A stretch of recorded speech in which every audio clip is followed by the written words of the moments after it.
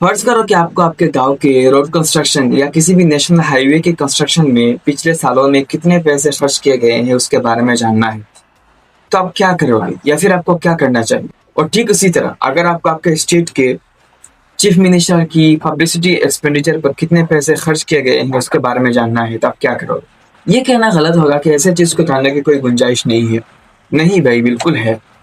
Indian law में एक law है जिसको आरटीआई यानी राइट टू इंफॉर्मेशन एक्ट 2005 के नाम से जाना जाता है, जिसके तहत कोई भी इंडियन सिटीजन किसी पब्लिक अथॉरिटी से किसी भी चीज की रिकॉर्ड्स या किसी भी चीज की इंफॉर्मेशन ले सकता है। जैसे कि कोई गवर्नमेंट एक्सपेंडिचर हो या किसी गवर्नमेंट प्रोजेक्ट हो या उस प्रोजेक्ट की अप्रूवल या उसकी डिटेल्स हो या किसी सरकारी स्कीम्स की स्टेटस, तो इन सब इंफॉर्मेशन को गैदर करने की गारंटी ये लॉ देता है। Basically right to information law को 2005 में तब के प्राइम मिनिस्टर मनमोहन सिंह के द्वारा पार्लियामेंट में लाया गया था जब यूपीए की सरकार थी, और 11 में 2005 को लोकसभा से पास करवाया गया और 12 में 2005 को राज्यसभा से पास करवाया गया और 15 जून 2005 को जाके आखिरकार ये बिल लॉ बना जब तब के प्रेसिडेंट एपीजे अब्दुल कलाम ने इस बिल पर साइन किया और 12 अक्टूबर 2005 को जाके ये लॉ पूरी इंडिया में लागू करवा दिया गया।